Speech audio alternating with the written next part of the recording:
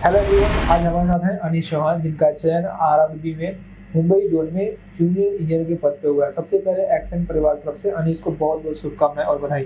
Thank you sir. Anish, सबसे पहले आप हमारे व्यूअर्स को बताइए कि आप रहने वाले कहाँ के हो और अपने फैमिली के बारे में बताइए। सर मैं रहने वाला बलिया का हूँ, जो यूपी में है। सर मेरा फैमिली बैकग्राउंड बहुत ही सर वीक था, मतलब कि हम लोग 5 भाई थे सर, और पापा जो थे मेसन थे, हम लोग का मजदूरी करते थे। तो पाँचों भाई को पढ़ाना बहुत उनके लिए मुश्किल हो गया था। तो एक्चुअली सर क्या हुआ, मतलब कि मेरे बड़े भाई में चौथे नंबर पर मेरे से छोटा एक है, अब 3 हमसे बड़े हैं। तो सर उन लोगों को पढ़ाना, फिर हम लोगों को पढ़ाना बहुत उनके लिए मुश्किल हो गया। तो सर कहीं ज़मीन बेच के कुछ थोड़ा बहुत ज़मीन बेचा गया, उसके लिए भैया को पढ़ाया गया। उन लोग भी डिप्लोमा किए, 3 लोग डिप्लोमा किए। अच्छा, मजदूरी करके तीनों को डिप्लोमा कर? जी सर, हम लोग घर में सर 5 में से 3 लोग डिप्लोमा किए, जिसमें 2 लोग ऑलरेडी सेलेक्टेड हो चुके हैं और तीसरा मैं भी सेलेक्टेड अरे हो वाह, चुका। Great, very good. तो सर और भाई लोग कहाँ पे हैं सेलेक्टेड? सर मेरे भाई 2015 में उसमें यूपी ट्रिपल के थ्रू इरिगेशन विभाग में सिलेक्टेड हुए। हाँ। जब तब से हम लोग का थोड़ा बैकग्राउंड, फैमिली बैकग्राउंड थोड़ा सा सुधरा। उनके वजह से सर हम लोग को पढ़ाई बहुत अच्छी तरह से, भैया हम लोग को बहुत ज़्यादा सपोर्ट किए, सबसे ज़्यादा सपोर्ट किए। थोड़ा सा फैमिली बैकग्राउंड अच्छा हुआ, हम लोग को अच्छा स्कूलिंग। जैसे हम लोग क्या था, 2015 में मैं 16 में 9 में पढ़ता था, शायद 9 में पढ़ता था। उसके बाद मैं बहुत वीक था, सरकारी स्कूल में पढ़ा 5 तक। उसके बाद सर मैं थोड़ा सा पापा कमाने लगे, थोड़ा सा खेत उत बेचा गया। तो सर मेरे को थोड़ा सा अच्छा कोचिंग पकड़ाया गया। थोड़ा सा मैं पढ़ने में थोड़ा सा अच्छा था, तो कोचिंग अच्छा पकड़ा दिया गया। तो मेरा 10 तक एक कोचिंग है, गांव का कोचिंग है सर, उसमें उस कोचिंग का नाम है ब्रिलियंट कोचिंग। थोड़ा बहुत अच्छा ब्रिलियंट कोचिंग नगरा में अभी चलता है? जी सर, अभी चलता है। वहाँ अच्छा पढ़ाई हुआ? बहुत ज़्यादा सर। वहाँ के टीचर कौन थे? आदित्य सिंह वहाँ के टीचर थे। तो वैसे टीचरों को भी धन्यवाद बोलना चाहिए। जी सर, उनका मैं तहे दिल से। ग्रामीण स्तर पे जो भी टीचर आज स्कूलिंग स्तर पे जो पढ़ा रहे हैं, कोचिंग करा रहे हैं, उनका बहुत बड़ा योगदान पड़ता है, क्योंकि अगर आपको अच्छा दिशा नहीं मिले तो आप यहाँ नहीं आते। वही हम लोग को डिप्लोमा करना वही सिखाए। अच्छा, वही बताया कि आप लोग कमजोर हो भी, मतलब फैमिली बैकग्राउंड पुअर है, तुम लोग के लिए सबसे अच्छा अपॉर्चुनिटी है, डिप्लोमा करो। अगर सरकारी नहीं होता है, तुम लोग प्राइवेट करोगे तो अच्छा कर जाओगे उसमें। बिल्कुल। तो सर हम लोग उन्हीं के मार्गदर्शन पे डिप्लोमा में किया। तो उसके बाद फिलहाल भैया भी मतलब डिप्लोमा कर रहे थे, तो कोई इतना दिक्कत नहीं हुआ सर हम लोगों को। वो भैया का सिलेक्शन 2016 में हुआ, 2015-16 में हुआ लगभग, और SSC उसमें क्या नाम है, यूपी ट्रिपल में इरिगेशन विभाग में। तो सर हम लोग को वहाँ से सपोर्ट अच्छा मिलने लगा फिर से, तो बैकग्राउंड सही हो गया। अच्छा जी सर। तो आज जब वहाँ से गए तो आप सिविल इंजीनियरिंग ही क्यों चूज करना था? क्योंकि सर हमें, मतलब कि हमारे घर में सिविल इंजीनियरिंग थे, और भैया हमको गाइडेंस दिए कि तुम सिविल इंजीनियरिंग करो, क्योंकि इसका स्कोप अच्छा है। डिप्लोमा कहाँ से किया? मैं सर डिप्लोमा, सर पहले तो हमको 10 में पढ़े तो हमको वहाँ से वाराणसी भेजा गया, क्योंकि थोड़ा सा फैमिली वगैरह सही हो गया, तो मेरे को वाराणसी भेजा गया 11th और 12th करने के लिए। तो सर वहाँ मैं IIT की कोचिंग की। IIT? जी सर, IIT का कोचिंग किया, 2 साल फाउंडेशन किया। Very good. उसके बाद फिर सर मेरे को इसका IERT के बारे में थोड़ा सा बहुत अच्छा था, कर रहे थे, मैं सुना था। हाँ, तो इसके बारे में सुना था बहुत अच्छा कि ये बीटेक लेवल का डिप्लोमा है, बहुत अच्छा पढ़ाई होती है, इसमें लड़के जाते हैं तो प्लेसमेंट बहुत तगड़ा होता है। सुना था ऐसा? जी सर, ऐसा सुना था। तो फिर सर मैं 12th में पास हुआ। उसके बाद ये IIT का मैं एग्ज़ाम दिया, तो मेरा मेंस में क्वालिफाई हुआ 1 नंबर 2 नंबर से ज़्यादा नहीं हो पाया। तो सर मैं मतलब अच्छा कॉलेज भी नहीं मिल पाया मेरे को। तो सर मैं क्या किया कि उधर फिर से मैं सोचा कि सर मैं चला जाऊँ राजस्थान, कोटा चला जाऊँ, एक बार तैयारी कर लूँ, फाउंडेशन मतलब को टारगेट बैच कर लूँ IIT के लिए। और इसके बीच में मैं इसका एग्ज़ाम दिया था IERT का डिप्लोमा के लिए। तो सर इसमें सिलेक्शन हो गया मेरा। तो घर वाले बोलने लगे कि चलो ठीक है, IIT मत करो, ये डिप्लोमा ही कर लो, अच्छा स्कोप है इसका भी। तो मैं घर वालों की वजह से चलिए ठीक है, मैं कर लिया यहाँ से।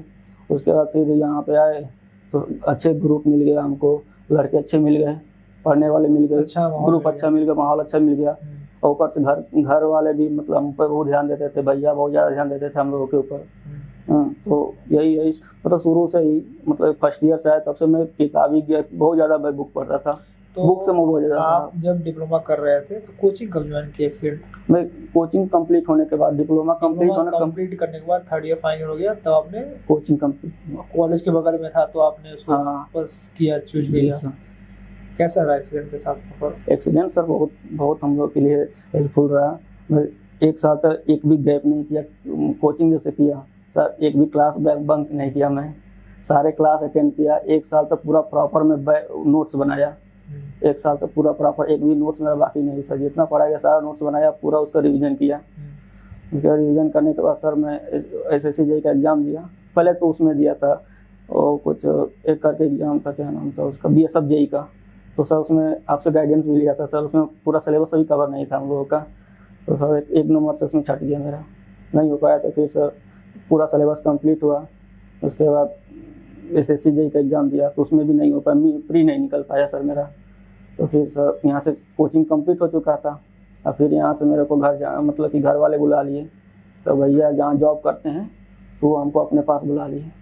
तो सर वहाँ से मेरे को मैं ऑनलाइन एक 2024 में आपका सर आया था SSC का बैच आया था, प्रैक्टिस बैच 2024 जी सर। वो बहुत ज़्यादा हम लोग के लिए हेल्पफुल किया क्योंकि सर हम लोग का पूरा वो कंप्लीट हो गया था, सिलेबस कंप्लीट हो गया था, सारा रिवीजन कर लिए थे हम लोग। तो बस केवल हम लोग को प्रैक्टिस करना था और क्वेश्चन लगाना था।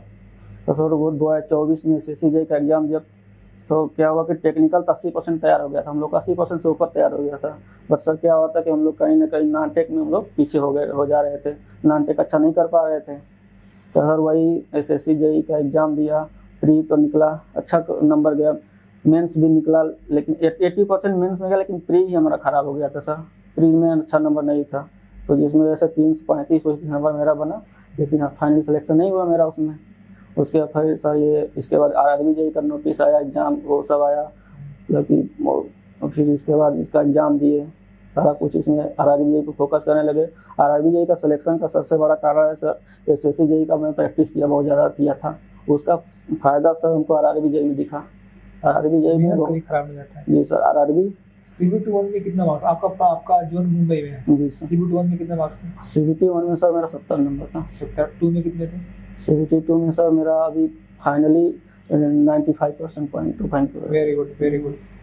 आपके पिताजी का नाम क्या है?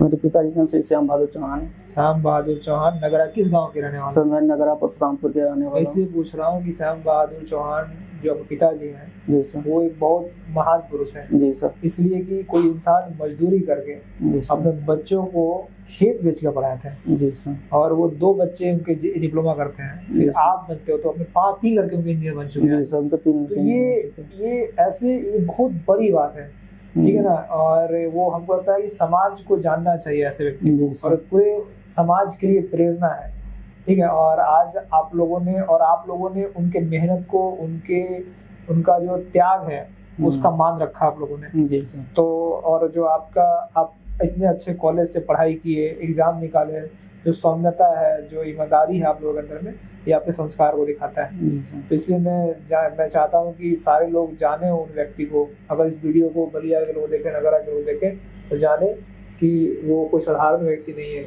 जो मजदूरी करके आदमी अपने विचारों से महान बनता है। जी सर। ठीक है, तो भविष्य में मैं चाहूँगा उनसे मिलूँ कभी, ठीक है। आज मुझे इंटरव्यू के माध्यम से पता चला, उनको मेरा प्रणाम बोलिएगा जाके, ठीक है, और मैं जरूर भविष्य में मिलूँगा उनसे। अच्छा ये बताओ कि जैसे कि आप यहाँ रहते थे, तैयारी करते थे, असफल होता है, तो सबसे बड़ी बात है कि आप कहीं ना कहीं आपके पिताजी का जो परिवार का जो बैकग्राउंड है आपको मोटिवेट कर रहा था। जी सर। आप यहाँ रहते तो कुछ दोस्त भी आपके साथ हैं, आपका अच्छा ग्रुप है, तो उन दोस्तों का जो संघर्ष के दिनों में आपके साथ थे उनका नाम? सर जैसे दोस्त में थे, कुछ लड़के भी थे, कुछ लड़कियां भी अच्छी दोस्त थी, दोस्त के नाम पर अच्छी थी। पढ़ाई में बहुत ज़्यादा संघर्ष के लड़के भी थे, जैसे अवनीश राम था, अभी उसका सलफ हुआ था, वो भी बहुत अच्छा सर्कल में था। प्रेम यादव हो गया, वीरेश हो गया, ये सब बहुत अच्छे दोस्त थे। कुछ लड़कियां भी थी, जैसे क्या नाम था उसका, मंजुला चौहान नाम की एक लड़की थी, उसका भी सिलेक्शन हुआ है कहीं। अच्छा। और उसके बाद ये गीतू नाम की लड़की थी। बहुत मतलब कि हम लोग ग्रुप में थे। कॉलेज में जो पढ़ते थे तो हम लोग सब क्या था कि हम लोग ये इधर उधर काम नहीं करते थे, हम लोग का एक बुक खरीदते थे, अब बुक को सारा पढ़ जाते थे हम लोग। अच्छा। अब बुक का टेस्ट होता था हम लोग कॉलेज में, तो हम लोग उसमें टॉपर रहते थे। अच्छा, जो भी आपके जूनियर हैं, चाहे IRT के जूनियर हो, चाहे जो कोचिंग एक्सेलेंट में जो बच्चे अभी पढ़ रहे हैं, चाहे जो बच्चे आपके बैचमेट के जिनको सफलता भी नहीं मिली है, आपने पूरा आपका जो यात्रा है, संघर्ष है आपका, डिप्लोमा IRT से लेके एक्सीलेंट से लेके, आपने क्या अनुभव किया, आपको अपना क्या मैसेज देना चाहते हैं, क्या कौन सी ऐसी चीज़ों पे आपको ध्यान देना चाहिए कि आप जल्दी सफल हो जाएंगे? मैं अब इस वीडियो के माध्यम से हम लोग को यही कहना चाहूँगा कि सर सफलता के लिए कोई बड़ी चीज़ नहीं है, एक चीज़ पर कंटिन्यू मेहनत करना चाहिए। कोई एक सब्जेक्ट पकड़ो, चाहे कोई एक ही सब्जेक्ट पकड़ो, उसको अच्छे से पढ़ो। एक सब्जेक्ट यहाँ से पढ़े, दूसरा सब्जेक्ट वहाँ से पढ़े तो नहीं हो पाएगा सिलेक्शन सर। और सबसे बड़ी चीज़ है प्रैक्टिस। केवल थ्योरी पढ़ना ये सब करना नहीं होता है, सबसे थ्योरी पढ़ के उसका प्रैक्टिस करना ज़रूरी होता है और क्वेश्चन लगाना ज़रूरी होता है। क्योंकि सर आजकल के क्वेश्चन जो हैं वो स्टेटमेंट बेस्ड क्वेश्चन आते हैं, तो सर केवल उसको रट के नहीं हो पाएगा। उसके लिए सर पूरा कंसेप्ट क्लियर होना चाहिए और कंसेप्ट में बार बार थ्योरी पढ़ो, बार बार। और क्या होता है कि सर क्वेश्चन लगाने से थोड़ा सा कंसेप्ट क्लियर होते हैं। तो सर ये उन लोगों को यही कहना चाहूँगे सर, ज़्यादा से ज़्यादा क्वेश्चन लगाएं, प्रैक्टिस करें। चलिए, बहुत बढ़िया नहीं, आपका कहानी प्रेरणादायक है और आपके पिताजी तो बेमिसाल इंसान है और पूरी एक्सीलेंट कामना करती है कि पूरा आपके परिवार का ऐसे ही तरक्की बढ़ता रहे और यही समाज में सही बदलाव है, बेसिक बदलाव है। और आप समाज में अब आप चीज़ें बन चुके हो और उम्मीद है कि आप इस परिस्थिति से बाहर निकलो, आप इस समाज में बेहतर काम करोगे और हम आपके भविष्य के लिए कामना करते हैं कि आप भविष्य में और बेहतर करें। Thank you sir.